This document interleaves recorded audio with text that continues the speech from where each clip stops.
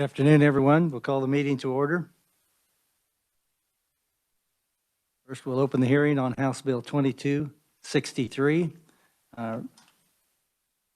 Supervisor Wagner, are you going to do this today, or is Supervisor Siebers? Yes, Mr. Chairman.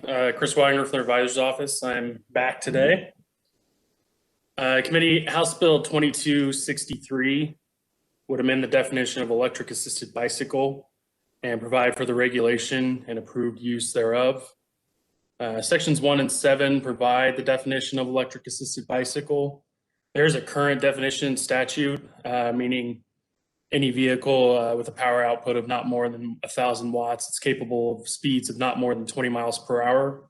That definition would be replaced to make an electric-assisted bicycle anything with a motor that provides a power output of less than 750 watts that meets one of three classes that is listed in Section 7, which you can find on page 8. Section 2 exempts electric-assisted bicycles from vehicle registration requirements. Sections 3, 6, 8, 10, and 11 all exempt electric-assisted bicycles from various definitions of other vehicles found in the statute, such as exempts them from the definition of ATV or motorcycle or similar vehicles. Section 9 provides some of the more substantive amendments to current statutes that govern the use of electric-assisted bicycles. The bill provides that electric-assisted bicycles are afforded the rights and privileges of a bicycle rider, and additionally that the rider shall not be required to maintain vehicle liability insurance, possess a driver's license, register the vehicle, obtain a certificate of title, or possess a license plate for the vehicle. Moving on, some further requirements or regulations. The bill would require manufacturers to affix a label on the e-bike or electric-assisted bicycle that contains the classification number, the top assisted speed, and motor wattage. And that notice shall be in Arial font and at least 9-point type. The bill prohibits tampering with the electric-assisted bicycle that changes the motor-powered speed capability unless the label indicating the classification is replaced after modification. The bill requires an electric-assisted bicycle comply with manufacturing requirements adopted by the United States Consumer Product Safety Commission. The bill requires that the electric-assisted bicycle operate in a manner so that the electronic motor is disengaged or ceases to function when the rider stops pedaling or when the brakes are applied. The bill provides that an electric-assisted bicycle may be ridden where bicycles are allowed, and also that they may be prohibited by a local authority following notice and public hearing for Class 1 and Class 2 electric-assisted bicycles. Class 3 electric-assisted bicycles may be prohibited by the local authority. And then the bill also prohibits persons under 16 years of age from operating a Class 3 electric-assisted bicycle, and that Class 3 electric-assisted bicycles be equipped with a speedometer. And I would be happy to answer any questions the committee has. Questions for the revisor. Representative Delperdang. Thank you, Chairman. How do the statutes on the electric bicycle vary from the very small gas-powered, like I want to say 49 cc and below? Because I believe you can possibly ride those or operate them if you have a suspended license, et cetera. Yeah, I believe, and again, I think it all comes down to the definitions of that particular vehicle. And I'm looking through the definitions to see if, I believe those are classified under another vehicle definition, but I might have to get back to you with that question after looking at it a little further. Okay, because I was just curious if this should be ran as a separate bill or if it could possibly be lumped in with excuse me, with statutes pertaining to the really small size gas powered. Just a thought. Are there further questions for the revisor? Seeing none, thank you. Thank you, Mr. Wagner. First proponent I have is Mr. Gary Robbins on behalf of People for Bikes. Welcome to the committee.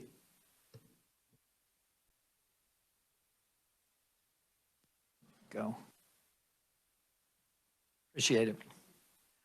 I'm Gary Robbins, and I appreciate the opportunity to appear on behalf of House Bill 2263. I'm the government affairs consultant for the Fulston Law Firm, and we are representing People for Bikes as part of a national effort to create uniform state laws on the use of electric bicycles. 28 states have already overwhelmingly approved this legislation, and currently bills are pending in another 16 states. The Peoples for Bikes Coalition is the sole U.S. trade association for bicycle manufacturers, distributors, and retailers. It has nearly 300 members from across the nation. People for Bikes also works to create a safe and convenient access for bike riding for all Americans by improving bicycle infrastructure. Electric bicycles are the fastest growing part of the bicycle purchases by Americans, and they represent the future of cycling in this country. I want to point out that Senate Bill 101 has a long-term economic benefits for the growth of our 40 to 50 bike shops serving Kansans. For these small businesses, electric bicycles are an increasingly pivotal segment of their business. In addition, electric bicycles have positive health benefits for Kansans with health problems who would not otherwise be able to enjoy riding. And as you can tell, I haven't been riding much. We're fortunate to have with us today Alex Logeman for People for Bikes, who can provide more in-depth information for you, Mr. Chairman.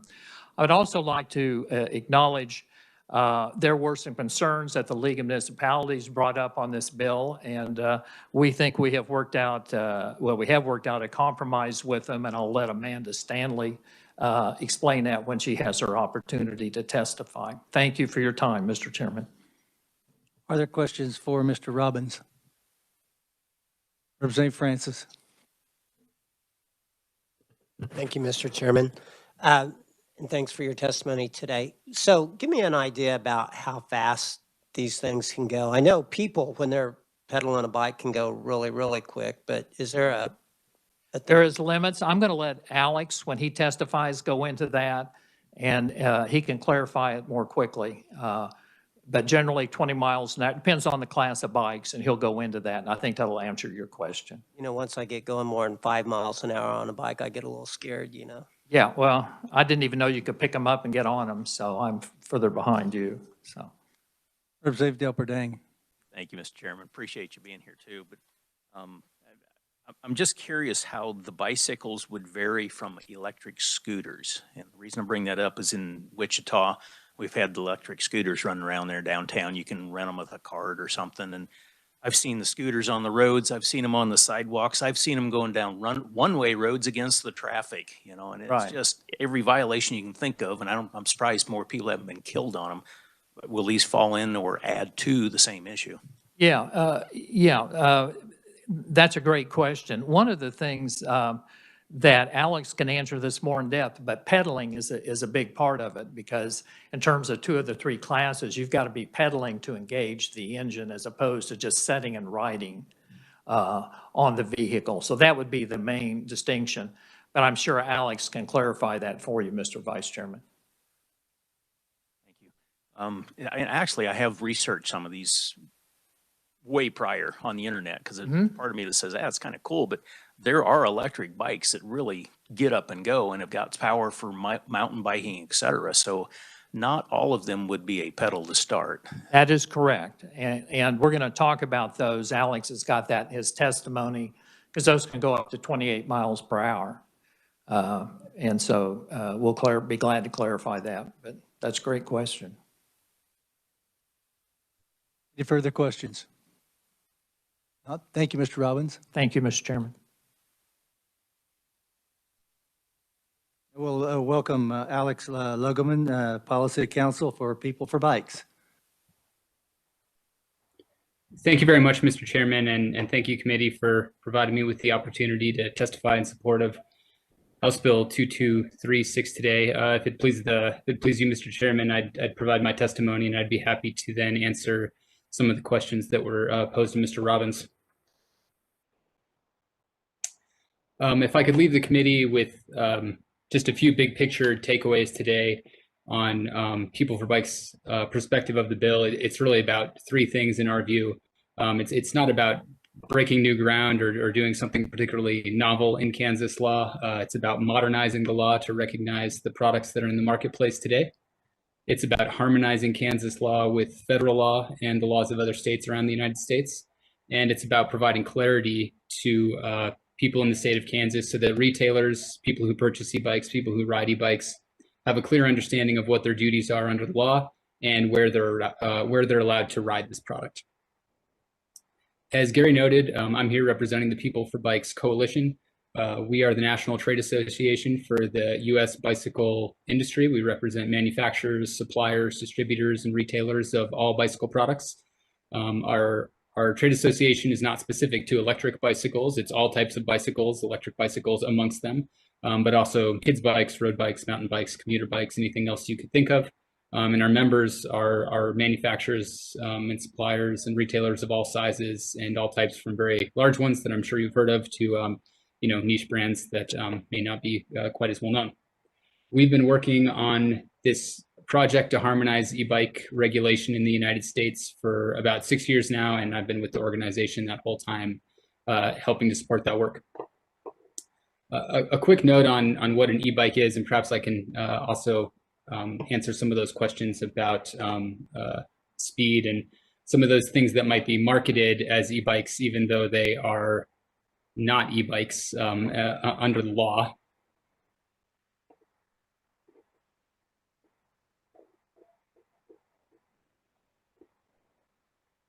Am I still connected? I apologize. I'm losing some of the video feeds on my end. I just want to make sure I'm still audible Yes. on the committee Yes, side. you are. Yes, you are. Thank you. Please continue. Thank Can you you. not hear? Apologize. E-bikes look and handle and equipped very similarly to traditional bicycles. You'd find the same types of components, shifters, brakes, handlebars, all those sorts of things as you would on a traditional bike, but they do have three additional components. They have a small electric motor, they have a battery that provides power to the motor, and an electronic control system that enables the rider to make changes to the amount of assistance that the e-bike is providing. They come in two main varieties. One is a pedal assist, in which you need to be pedaling the bicycle and moving it forward for the motor to engage, and then the motor supplements your power.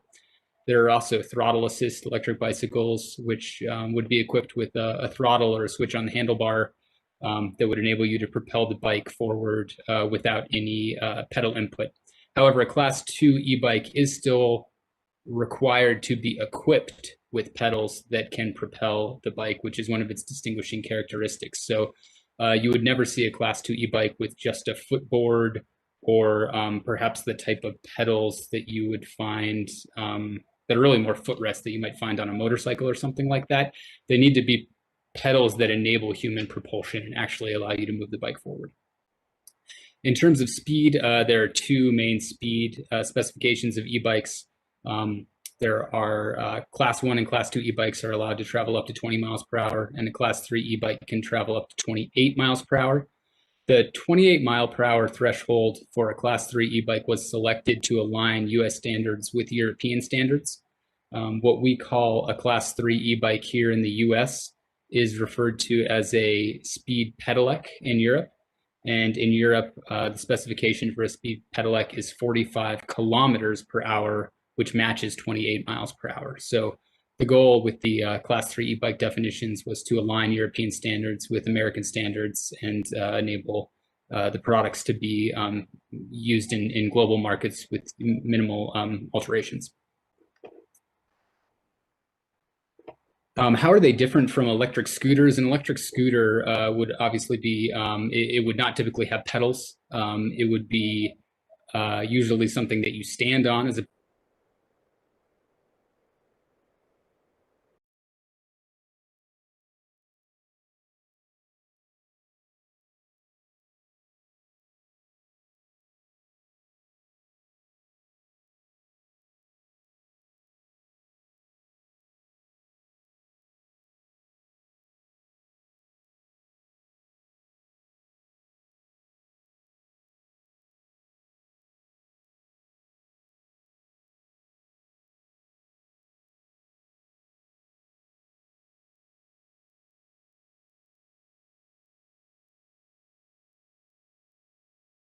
let me go ahead. You're not getting the first team, obviously, but I think that it goes to the question the Vice Chair asked.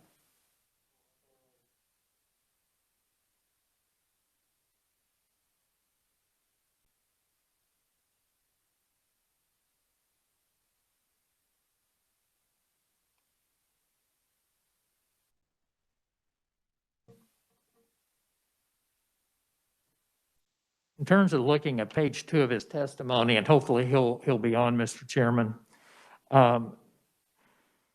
noted the three-class system. He notes the states that have already passed this legislation.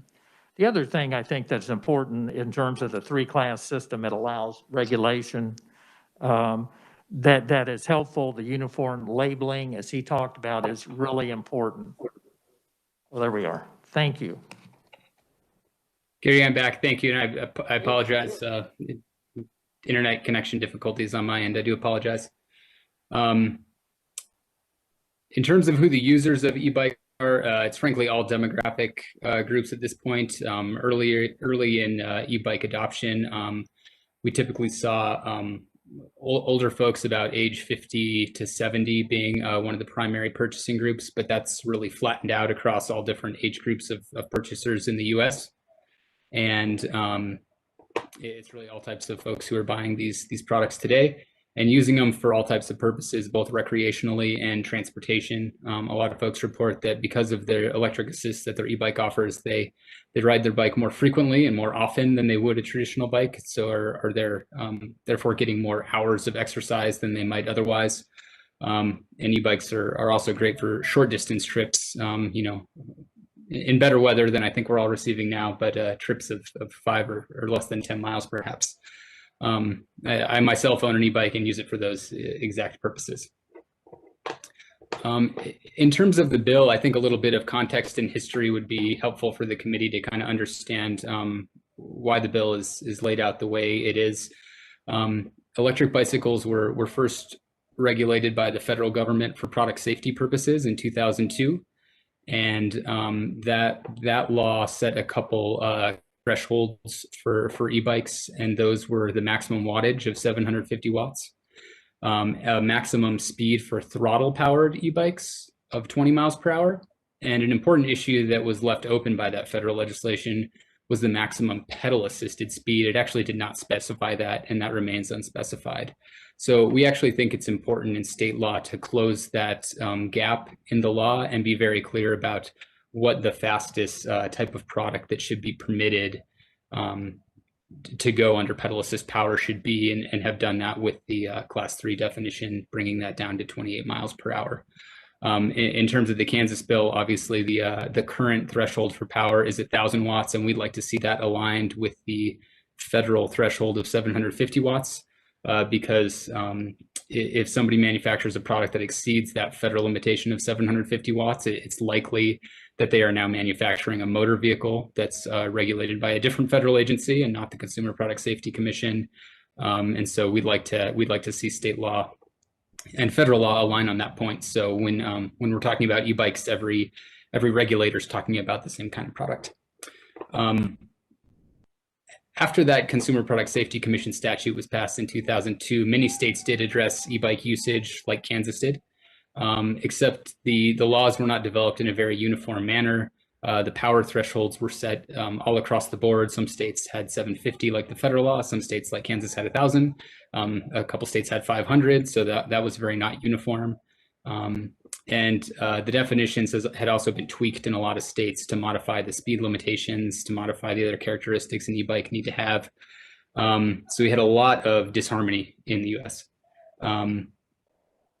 As we in the bicycle industry saw this product category growing rapidly, we realized we really needed to standardize the terms and the standards for each product category, and these really needed to be uniform throughout the US. When bikes are brought into the US, they're not typically marked for a specific state. They go where they're needed. And when people purchase bikes, they're frequently bringing them across borders. They bring them on vacation, they use them, they move, they do all sorts of things. And so harmonization there would be helpful for both purchasers and manufacturers to know that they were selling a product sanctioned in each state, and there were no technical violations of those important issues like power. This bill would adopt the 3 classes that have been used in 28 other states and also adopted by 4 federal agencies. It would clearly define those 3 types of e-bikes and specify their maximum speeds. It would require that they be labeled so that a regulator, land manager, law enforcement can easily discern that the product is an e-bike and which type of e-bike it is. There's a lot of technical corrections in the bill, frankly, that are aimed at clarifying what an e-bike is and isn't. For the most part, clarifying that an e-bike isn't a motor vehicle and it's not a motorcycle and it's not an electric scooter. And there's some few technical corrections at the end of the bill as well. And then the last piece Gary referenced as well was clarifying where e-bikes can be ridden and the powers that municipalities and counties and state agencies have to regulate e-bikes, and we're pleased with the amendments that we've been working on with the League of Municipalities to ensure that they have what they need to appropriately regulate these products on a local level. Again, we don't view this bill as a dramatic change to Kansas law. E-bikes are regulated like bicycles in the law today, but it's more of an update and a tweak to align Kansas law with the laws of other jurisdictions. A couple questions that were presented to Gary. How fast can they really go? The maximum speeds, the speeds that you see reflected in the law do reflect the maximum capabilities of an e-bike. So for example, a class 1 e-bike, the motor can provide assistance up to 20 miles per hour. You know, when I ride mine, the motor very concretely shuts off at about 19.8 miles per hour. However, that's not a reflection of the average speed that you would see a person ride an e-bike. That's going to be dictated by a lot of factors, how hilly the terrain is, what type of infrastructure they're on. You know, the infrastructure is going to control how fast you ride to some extent. Researchers have studied speed differentials between e-bikes and traditional bikes. You know, perhaps we'd like to have more studies than we currently have, but the studies we do currently have indicate that speeds on bike paths are approximately the same, within about a mile per hour or two. On road, e-bike riders have tended to go slightly faster, I think about 2 miles per hour faster or 3 miles per hour faster than traditional bike riders. One of the things I have personally found surprising owning a class 1 e-bike is that the motor cutting off at 20 miles per hour actually significantly limits my downhill speed, because I don't want to start pedaling and propel the bicycle solely by myself, because e-bikes are fairly heavy. They're about 40 to 50 pounds. And bringing that thing up to speed once the motor drops out is very unappealing, actually. So I find that if the motor shuts off, I just don't pedal, and it usually ends up bringing me back down below 20 miles per hour. So I can have the motorized assistance against sort of an interesting dynamic there. Of course, on the uphill, it allows me to go a few miles an hour faster and break less of a sweat, which is a benefit of the e-bike. Again, the questions regarding electric scooters. It is my understanding that electric scooters are regulated in Kansas. This bill would distinguish e-bikes from scooters and regulate them separately. I don't represent the scooter industry. Our members do not make scooters. And we don't involve ourselves of that area of policy. And we have tried to ensure that our products are distinguished, because I know they present some different issues with their predominantly shared systems and the fact that they, I think, have higher propensity to be used on sidewalks and have some risks attendant to the smaller wheels that they have, and the risk that might propose on different types of terrain. So what I can say is that bicycles use much larger wheels that aren't as prone to getting stuck in cracks or anything like that. And that e-bikes are ridden on like traditional bicycles, as opposed to stood on and steered the way a scooter would be. The final question I'd like to quickly address is, I know if you Google e-bike on the internet, you will find a lot of different things. And frankly, you will find things called e-bikes that are in fact electric motorcycles. There was a high profile incident just several months ago, or maybe 6 months ago, involving a host a popular TV program who was seriously injured as a result of an incident on one of these types of products. They're usually very high-powered, maybe 2,000 or 3,000 watt throttle-powered electric motorcycles, and we are not attempting to regulate those types of products with those bills. Those are a different product. We don't have a view for or against those products, but that's not our industry, and that's not what we're making or attempting to regulate with this type of bill. Thank you for allowing me to testify, and I'd be happy to take questions from the committee. Questions?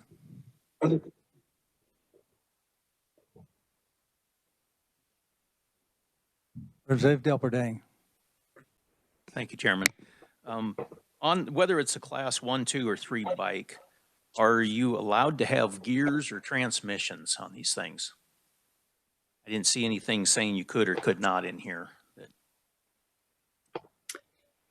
Thank you for the question. Yes, an e-bike would typically be equipped with gearing mechanisms that are identical to those on traditional bicycles. So you'll have your set of sprockets in the rear, usually in today's world, 9 or 10. And up front, it's typically only a single chain ring up in the front of the e-bike because you can't really accommodate front shifting with that motor being housed up there. So they'll usually be a 9 or 10 speed mechanism, again, identical to a traditional bike. Okay, and that leads on with, for example, I've got I think it's a 12-speed Specialized, but what would prevent me from putting a 740-watt electric motor on that thing and using the gears and heading it down the road? I don't think anything, and we have thought about the issues that could be attendant to, I guess, what I would call modified traditional bikes or perhaps homemade e-bikes, something like that. And this bill doesn't distinguish or prohibit anybody from creating such a product, but they would need to have it appropriately labeled and ensure that the specifications are in line with what's permitted under the law. So if someone were to buy some kind of aftermarket kit with say a 500-watt motor that was pedal assist, they should have it labeled accordingly. And the manufacturer of those aftermarket kits, is my understanding, are now providing labels with their products to be attached to them. Okay, thank you. Representative Howe. Thank you, Mr. Chairman. On these electric or e-bikes, are any of them equipped with signaling devices, or do they have to rely solely on hand signals? Thank you for the question. No, sir, they are not equipped with signaling devices. And I think that's one of the core issues that's addressed with their status under federal law, because they are regulated identically to bicycles under federal law and under the jurisdiction of the Consumer Product Safety Commission. Their equipment requirements are identical to traditional bicycles, and they are not required to come equipped with those other types of signaling or lighting apparatus that you would find on other types of vehicles that are regulated by the National Highway Safety Transportation Administration. Thank you for that. And also, do you have a position on helmets as it relates to e-bikes? I wouldn't say we have a official position per se. What we've done when we've worked on these bills in various state legislatures is ensure that any helmets that apply to riders of traditional bicycles apply equally to riders of electric bicycles.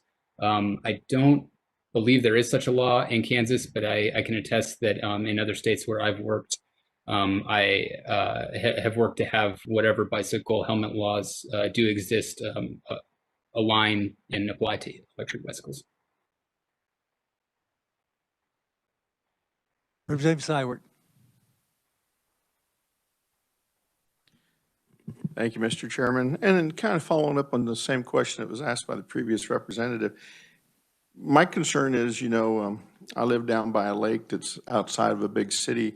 We get a lot of bike riders riding on the lake, all the way out there. And again, my question is, on any motorized vehicle, you have to have working turn signals, whether it's an electric car or motor scooter or whatever. I don't see no problem with it, but are they going to be riding in the passenger lanes of car travel? Because we even see them now on a 4-lane highway going cross-country with bicycles? And is there tag fees for them? You know, should they be paying tag because they're using the highway? It's a little different than a pedal bicycle. So my concern is, you know, we start allowing everything on the roads, how are we going to get the people that use the roads for commerce and work and driving, you know, to go? How would you answer that, sir?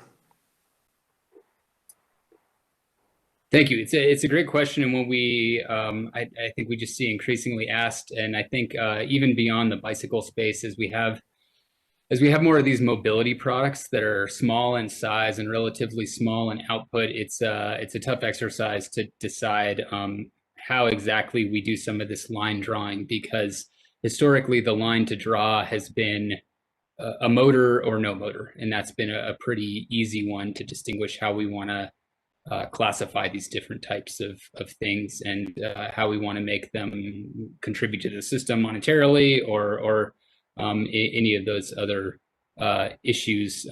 So I wouldn't say there's a perfect answer to the question. You know, I think given the characteristics and uses, and particularly the desired experiences of e-bike riders that are so aligned with the riders of traditional bicycles, we think it's appropriate to put them in a similar framework as traditional bicycles, and sort of outside that motor vehicle category. But I'd fully acknowledge that it's not the most simplistic question to answer as we confront more of these types of small e devices. Thank you for the second one. And I appreciate your answer there. And I know it's the desire of them to do good. But again, in some of the cities where I live and work, they just dart in and out of cars and traffic exactly like they did in when we have the electric scooters. They're supposed to do all these rules and regulations, but they don't do it. And my concern is we start getting really congested. Who's going to be liable for them if they're in a traffic lane and dart between vehicles and that person hits them? Is the driver of the car going to be liable for hitting them because they're not in the bicycle lane or whatever, since it is a motorized vehicle? Those are some of the questions I have and my concerns about this. Thank you, though, for listening.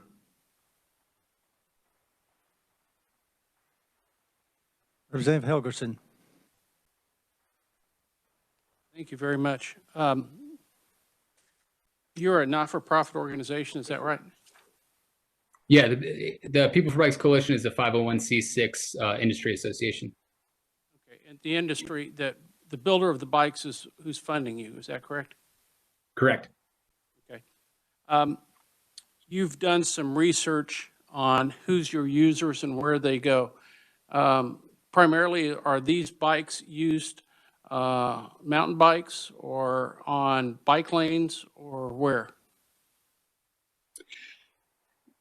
I don't know that I have a authoritative answer that I could break down in terms of, you know, 50% of use is on a bike lane and 30% is on a path and 20% is on a road. I couldn't break it down in that much detail. That'd be wonderful to know.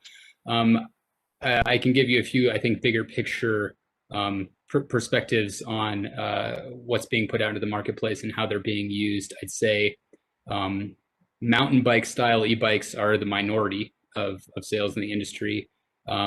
Overwhelmingly, the products that are typically being sold are more of a, I guess what I would call a city or cruiser or urban style bicycle, something you might associate with a dropped down tube, you know, step through frame, or a cruiser style, and used more so for transportation than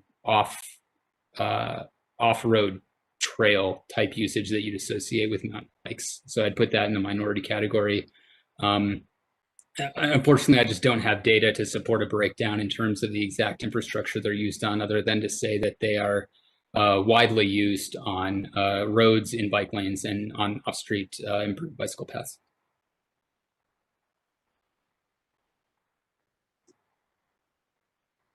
Problem with your product is that, at least my experience, but it sounds like it's also come from a few other members of the committee, we're going to provide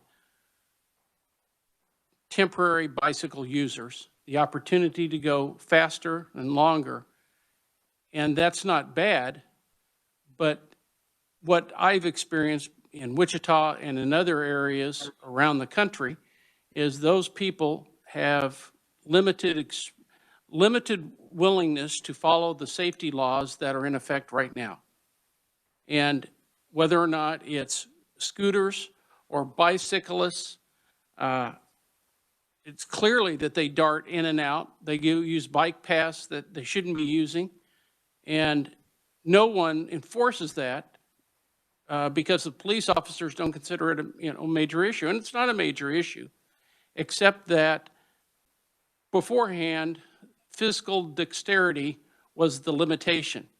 Now you're going to incentivize all of these individuals that have limited mobility to go ahead and use bicycles in areas that may not be constructive for the overall traffic flow of the community. That's my concern. Now, hopefully I'll have some answers from the league and other individuals later in this hearing, but that's my concern about this. Thank you. Representative Weigel. Thank you, Mr. Chairman. Thank you for your presentation. The representative right behind me asked you a question about signals, turn signals on these motorized bicycles. And you said that they're following because of the federal consumer protection division that authorizes that if you're just a regular bike, just not with any motorized motor on it, they don't have to have them. So that's the theory that they're operating on, is that they don't have to have them. We're being regulated the same, so they don't have to have them. Is that correct? Turn signals? That is correct. Electric bicycles there's a set of product safety standards and equipment requirements for bicycles and electric bicycles in the Code of Federal Regulations. That's 16 CFR Part 1512, and that is what electric bicycles comply with. Within that set of regulations and equipment standards, turn signals are not amongst them. And that's because since motorized bicycles came after just regular bikes and they put them all together, they said, we're going to call these all the same, whether or not they have an electric motor attached to them, because we're considered a bicycle first. Is that basically what they're saying? I'd say that's generally accurate, with the qualification that, of course, it's electric motors up to a certain size of power output and speed capability. The federal government obviously did some line drawing when it passed that law to make it so that was cabined in some dimensions. So it wasn't any type of product with an electric motor, but one with a limited power, the 750 watt threshold, and a speed limitation. I just want to be clear on that. And can I have ask a follow-up question, please? Thank you. There are bike lanes that are being painted all over. I see a lot more here in Topeka now than I ever had before, and that's fine. In fact, I kind of think that would cut down on vehicle, car, bicycle accidents. Hopefully it does. But my concern is with your product is that they get onto these what we call bike lane or walking lanes, which are not on the streets. They're in the parks. We have a very large one out by Lake Shawnee that basically does a circuit of the golf course out there. And as a matter of fact, I can just tell you that a number of years ago, there was a collision between two bicyclists coming down basically a big ramp. I mean, it was a part of this path. They collided, and one of them died from that. And what is going to be the result of that if we start placing a lot of these type of motorized bikes in that setting where you not only have other bicyclists, but you also have people walking dogs, or just out there. So I guess this is just more of a statement that when you say they're going 20-some miles an hour, I don't think those trails, those bike or walking trails, were designed to have a motorized bike on there going over in excess of 25 miles an hour. And I don't know if you want to comment on that. That was just what I was wanted to point out. So, thank you. One last question, Representative Minix. Thank you for your presentation. Thank you, Mr. Chair. We've talked a lot about equipment. I guess my question regards the operator. Do they fall under, if there's an impaired operator, do they fall underneath DUI or some type, is there some type of licensing, or how's this enforced? Thank you for the question. I'll of course caveat this that I don't speak for law enforcement or public safety agencies, but my expectation is that e-bikes today, and if the bill were to be passed tomorrow, would be subject to the impaired driving law. That's KSA 8-1567, and that law applies to all vehicles. Under the bill language, e-bikes are not being pulled out of the definition of vehicle, and e-bike riders have all the rights and duties of a driver of the vehicle. So it's my expectation that they would be subject to it. Thank you. Thank you, sir. We appreciate all of your input. It's been really good. Thank you. Thank you. That's the only last proponent that I have. I have listed as opponents Amanda Stanley with the League of Municipalities. Welcome to the committee.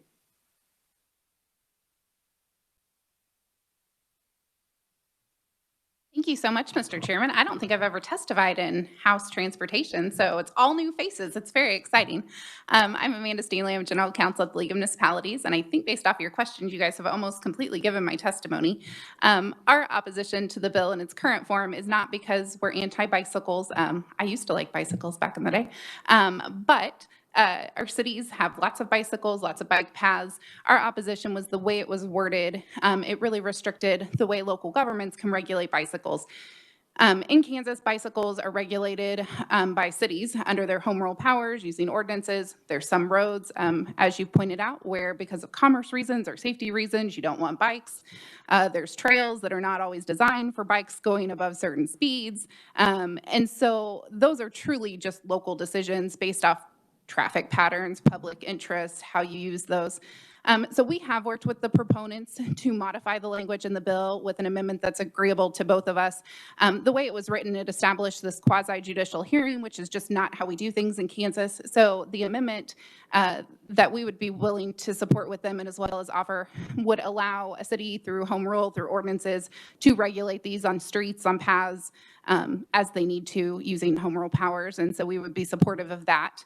The last point I will just mention, because it was recently asked, I spend most of my time in judiciary. I've spent a lot of time in the DUI laws. I'm not quite sure it's quite so clear cut. It's at least confusing because in Kansas, bikes are generally not under our DUI laws. So traditionally you would think of this as a bike, not a vehicle. So it's probably worth some cleanup statute at some point to make sure it's clear based off whatever public policy you want to do. Maybe it's not an issue because I'm guessing intoxicated people have a hard time balancing and going 28 miles an hour, but they might. So it might be something that's worth cleaning up at some point just so that everybody's on the same page. Because in Kansas, we do have lots of case law that bikes don't fall under our DUI statute. So I think it could get a little confusing. And I am happy to answer any questions. Are there any questions for Ms. Stanley? Seeing none, thank you very much. Next, we have Bill Mason, Superintendent of Parks and Golfs by remote. Welcome to the committee. Thank you. Thank you very much. Can you hear me okay? Yes, we can. Okay, Bill Mawson, Superintendent of Parks and Golf Courses for Johnson County Park and Recreation District. Thank you, Mr. Chairman, for allowing me to speak, and thank all the committee members. I do see John Topliger in there. Thank you, John, for listening to me. I'm a 34-year employee with Johnson County Park and Recreation, and just wanted to throw that out there as someone who's been involved in land preservation and open space activity work. And e-bikes are not something that is new. We've seen them and been managing them for at least 3 years. We are governed, our organization, Johnson County Park and Recreation District, is governed by a board who establishes a code of regulations that allows our law enforcement officers to cite individuals for violations thereof. And we have a system of about 75 miles of trails under our jurisdiction. And cities within the county have a system of over 300 miles of what we call trails, or multi-use paved 8 to 10 foot wide trails. And those cities include Overland Park, Leawood, Lenexa, Olathe, Shawnee are the big players in our community. And we all know that trails are a big part of quality of life here. So we just want to make sure there's some consistency with regard to how we manage the use. Approximately 2 years ago, we entered into a study period where we evaluated the use of e-bikes on our trails for about 6 months. Took a lot of public comment, and our board voted in February of 2020 to allow Class 1 and Class 3 e-bikes on all multi-use paved trails in our jurisdiction. So I want to make sure I'm clear about one thing, and that is because all of our trails connect to the other city trails, and they're all interconnected. So we felt it was very important to have a consistent set of rules, so that, much like previous speakers have said, somebody comes in from Missouri, they don't know what city trail they're on a trail, they want to make sure what they're doing is legal. With more background, please remember that all of these paved trails were built with the idea being that these would be for a non-motorized recreational experience. Thus, our code was written that way. As part of the deliberations of our board, the reason why Class 1 and Class 3 were selected as allowable is because they are what's termed pedal assist. In other words, the only way the motor works is if you're pedaling.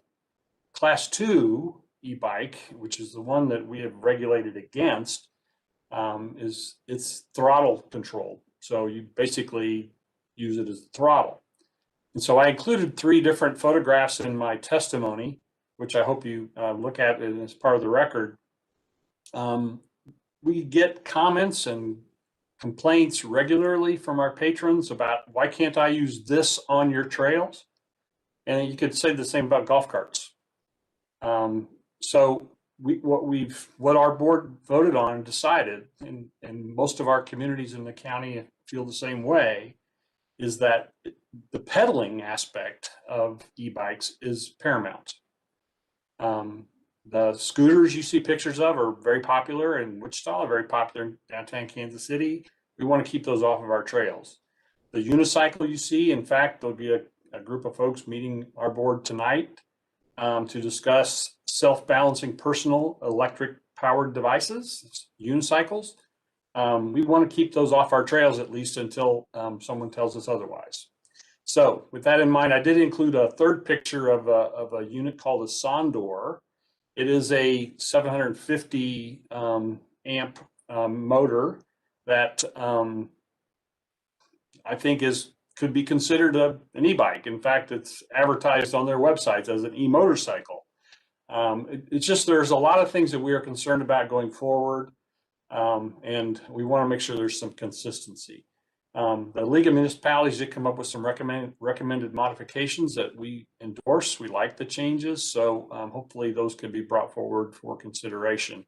And I would be glad to answer any questions you have and stand for that. Thank you, sirs. Delperdang. Thank you, Chairman. In your reference to the e-bike, did you say 750 amp? I may have said that. Let me confirm. Somebody else that is more knowledgeable might be able to tell me. 750, it's the power of the motor. So okay, power is expressed in watts, which is the product of amps and watts, voltage. so thank you. Okay, because 750 amps would be getting up into the Harley Davidson e-bike category. Yeah. So okay. Sure. Any further questions? See none. Thank you very much. Thank you. I have no more opponents listed. I have one neutral, and it's written. concerns the city of Overland Park, Kansas, and the city of Shawnee, Kansas. I want to make sure that everybody takes care of that. Does anyone else wish? Representative Toplicker. Thank you, Mr. Chairman. Question for revisor, if I can. Sure. On the way this bill is drafted, I realize that there are certain revisor rules where you have to pull out certain sections of the law, but this thing it's got everything from skunks and weasels to salvage yards in it. Could we shorten this up a little? Just Chris Wagner from the Writer's Office. That is unfortunately the very long definition section contained in Chapter 8, Article 1. I think that's what you're referring to, Section 1, that goes on for about 6 pages of definitions. But unfortunately, there's no way to shorten that. That is, when we amend a statute, we have to bring in that entire statute. So. Thank you. Are there other comments on House Bill 2263? Representative Delperdang. Thank you, Chairman. I just wanted to throw the comment out there for anybody that if we've been talking about 750 watts or less, 745.7 watts is 1 horsepower. So we're talking a horse a little bit more. So I just wanted to throw it out there. Thank you. Any further comments? Yes. Might I jump in on this for 5 seconds? Sure. I own one of these e-bikes, and as usual, government's making more out of it than it needed to be. You couldn't tell. I own called a mountain bike, but it's got 4-inch wide tires, riding on my dirt road easier, or out in the pasture. You couldn't tell. This answer Representative Delperdang was questioning about the motors and all that. The motor's encased in the axle on the rear wheel, and you can't see it. It's in there. You couldn't tell the difference looking at my bike versus a regular bike for anything, because you just can't unless you know what you're looking for. They'll go about 20 miles an hour, even with this fat boy on there, it'll go. But that ain't, it doesn't go very far. The battery don't last very long. I bought my bike just for to go out and be able to ride a bike again and have some assistance to getting tired. They're a great item. I don't know that anybody down in my neck of the woods rides their bikes on the highway. We've got places to ride besides, but maybe Wichita area, I don't know. But just think about, it's a bicycle for crying out loud. It's got a little dinky electric motor on it. It won't pop wheelies or nothing like that. But just put in my 2 cents worth there. Thank you, Mr. Chair. Representative Jacobs, did you have a question or comment? Yes, sir, Mr. Chair. Thank you. If I may address the representative who just spoke. Seeing is believing, and if you have any photos, we would all like to see you on an electric bike, please.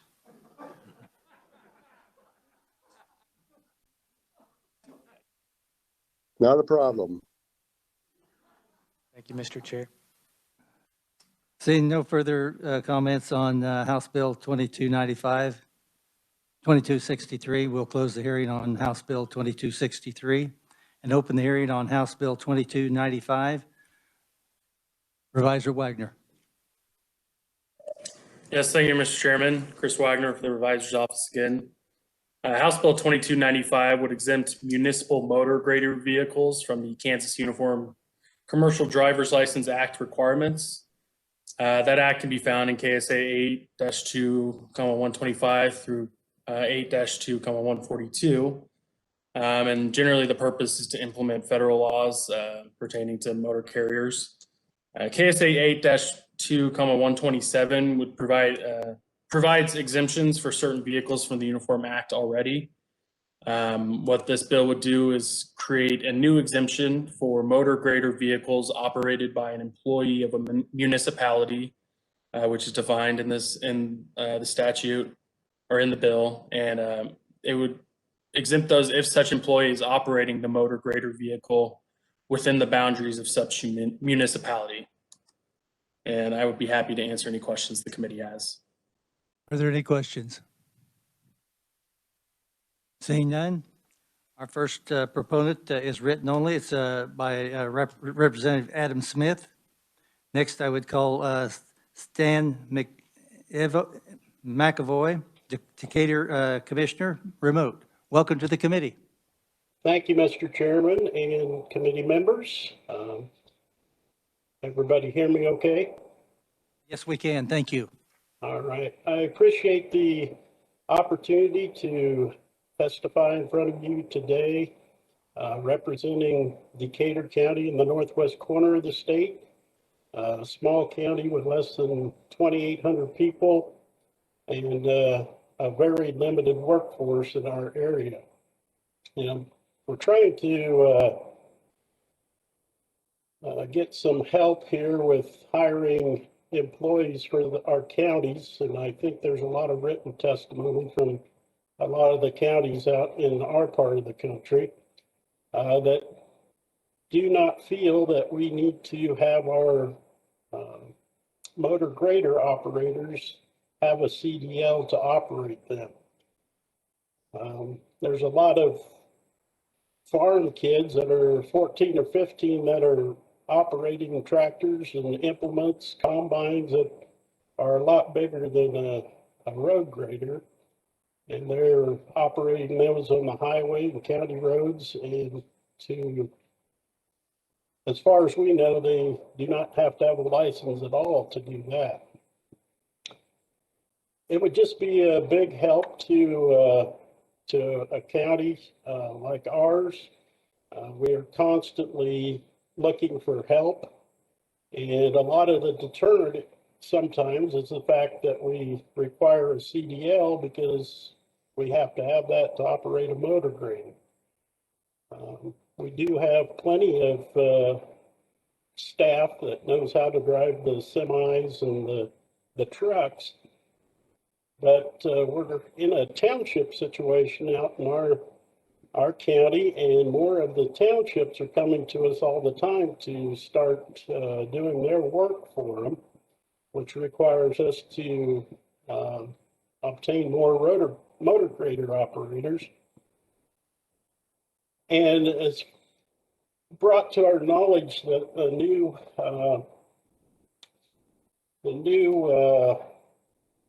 CDL requirement starting next year states that all new drivers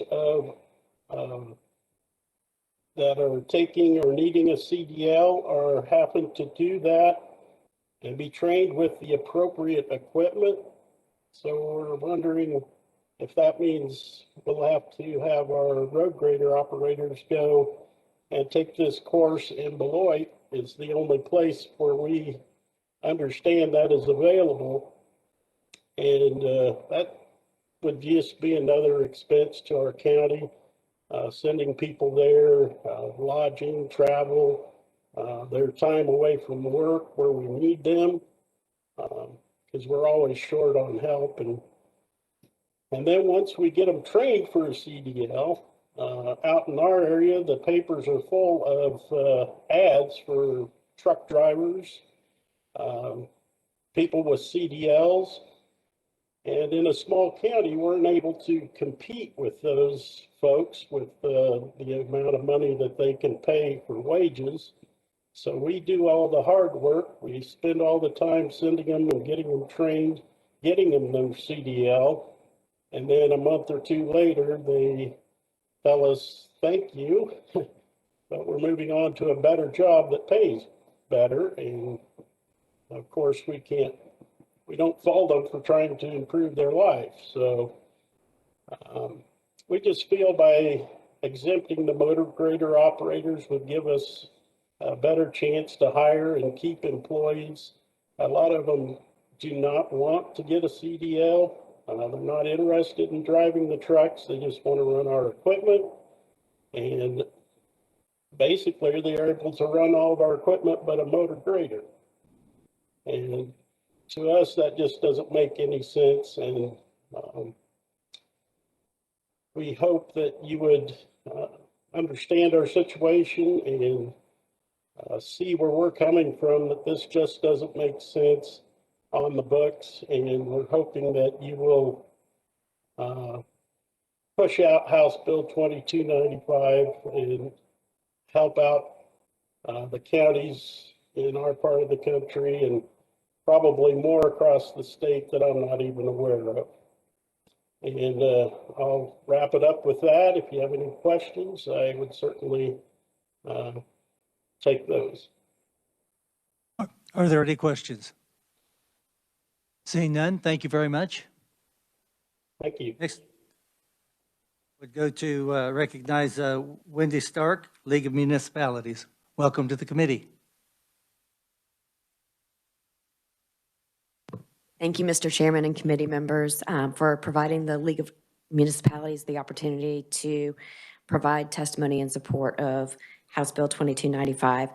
As the other proponents have mentioned, this is something that would help cities and counties, especially when we have weather like we've had for the last week or so, because this would allow a municipal or county employee to operate a snowplow.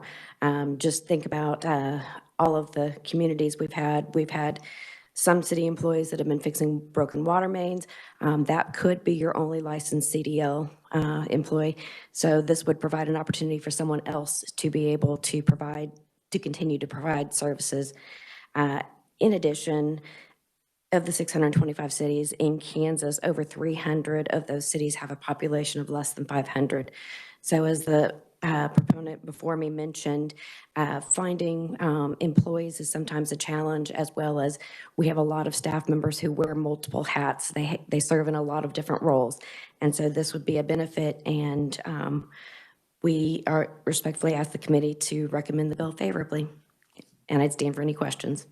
Are there questions? Representative Delperdang. Thank you, Chairman. Just a quick question. When we're talking municipalities, I just want to confirm, is that within the boundaries of a town or a city, or is that the rural area surrounding?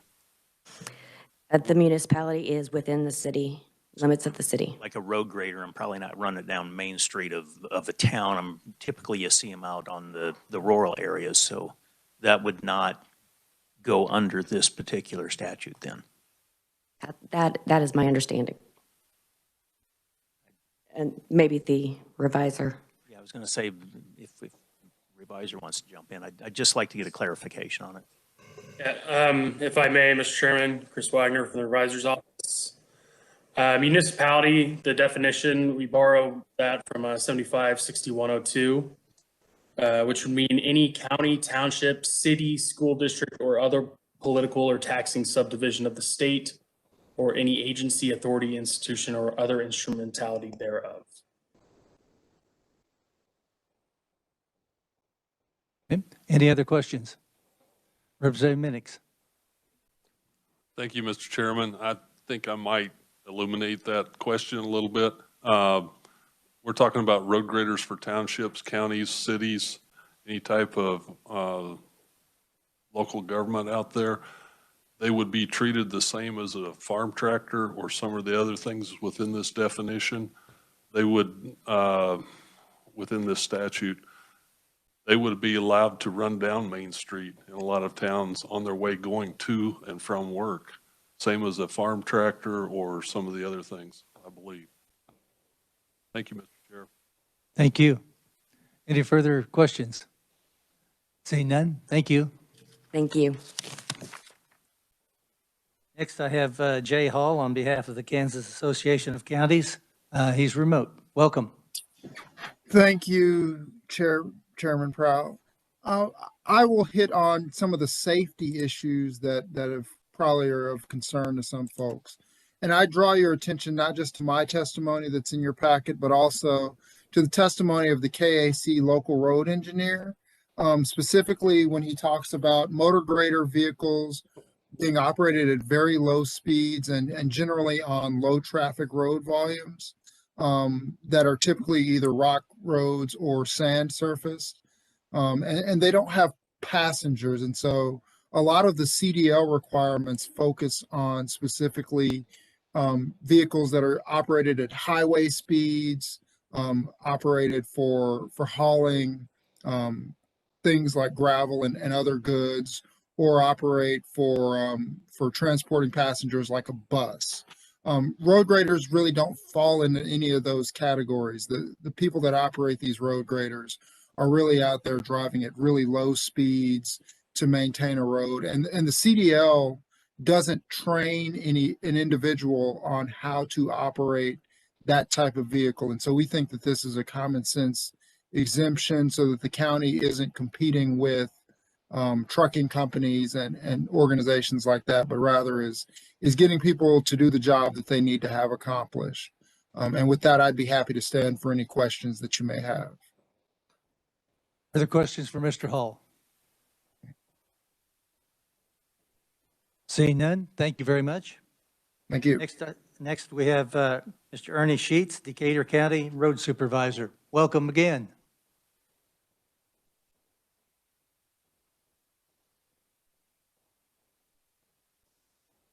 I think you're on mute, Mr. Sheets.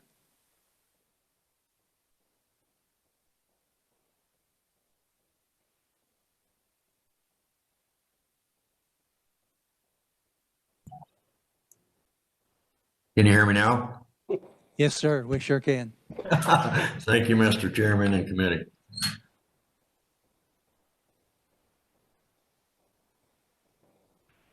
I would just like to touch base on what Stan McAvoy had said and also Mr. Hall.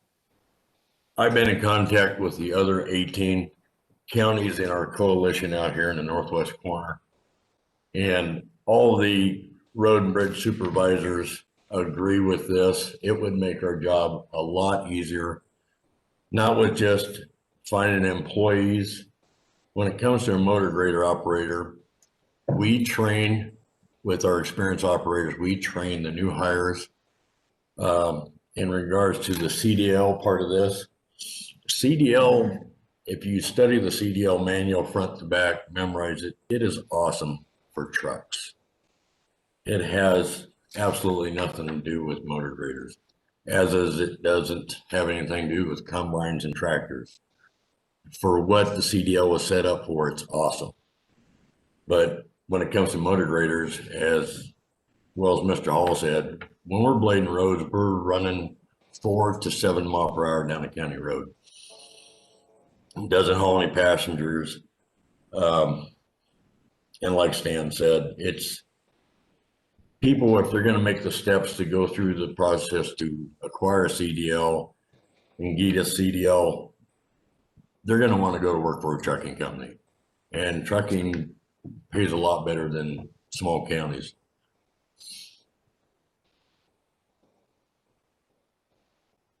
That's all I got, sir.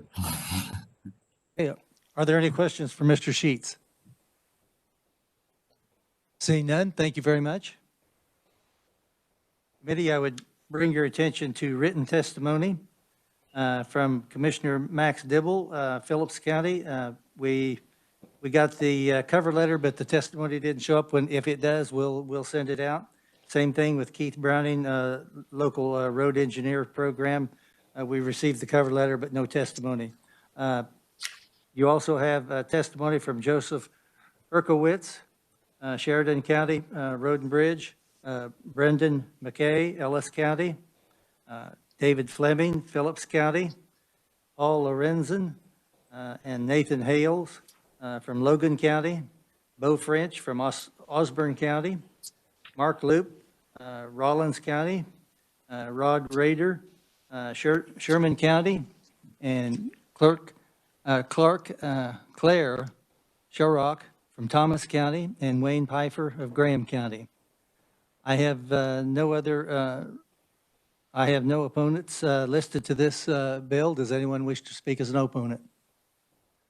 I have one written testimony from Kent Silk from the Kansas Department of Revenue that you will have. Does anyone else have any comments or questions on House Bill 2295? Hearing none, we'll close the hearing on House Bill 2295. Committee, this does complete our work for the day. Tomorrow, we will be meeting on February 18th, and we will do final action on House Bill 2201, 2247, and House Bill 2296. With that, we are adjourned.